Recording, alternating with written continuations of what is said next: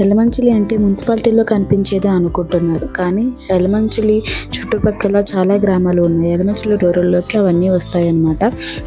అందులో వచ్చేసి షేకిలపాలెం, తురంగలపాలెం, జంపపాలెం, లైన్ కొత్తూరు, రేగుపాలెం, పోతిరెడ్డిపాలెం, పురుషోత్తపురం, కొత్తలి, కృష్ణాపురం, బయ్యవరం, లక్కవరం, ఏటుకుప్పాక, పిఎన్ఆర్పేట, పులపర్తి, గుండుబిల్లి, రుక్మిపురం, ములకలపల్లి. ఇవే కాకుండా వీటికి హ్యామ్లెట్స్ కూడా ఉన్నాయి. తండాల దెబ్బ అని, చిన్నకొక్కరేపల్లి అని, నాయనమ్మపాలెం అని, ఇంకా ఇలా చిన్నవి కూడా ఉన్నాయి. ఇవన్నీ కలిపి మన యలమంచిలి రూరల్ మండలంలోకి వస్తాయన్నమాట. ఇప్పుడు ఈ పంచాయతీల్లో కూడా ప్లాస్టిక్ వాడకూడదు అని మన పంచాయతీ సెక్రటరీలు, మండల లెవెల్ ఆఫీసర్స్ కలిపి చాలా వరకు ప్రమోట్ చేస్తున్నారు.